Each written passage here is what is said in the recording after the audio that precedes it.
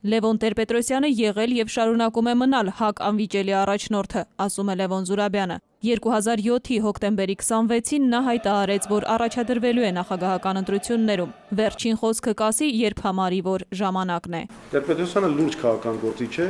Հայ ազգային կոնգրեսը լուրջ քաղաքական ուժ է, եւ ի տարբերություն անլուրջ քաղաքական ուժերի, մենք գիտենք երբ է գալիս այդ հարցին պատասխանելու ժամանակը։ ՀԱԿ-ի առաջին քայլը 5-րդ գումարման ազգային ժողովում լինելու է կառավարության ծրագրին դեմ քվեարկելը։ Կառավարությանը չեն վստահում, բայց մանրամասն ուսումնասիրելու են ծրագիրը։ Ժողովրդի ձայնը խորհրդարան են բերելու ՀԱԿ գրասենյակներից։ Կոնգրեսի կառույցները պետք է դառնան պատգամավորական գրասենյակներ,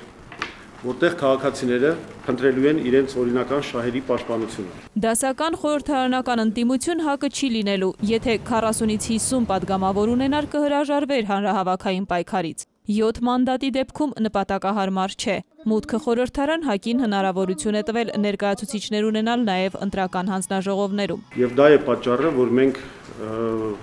ներկայացրել ենք լիցենզավորման համար, դասընթացների համար արդեն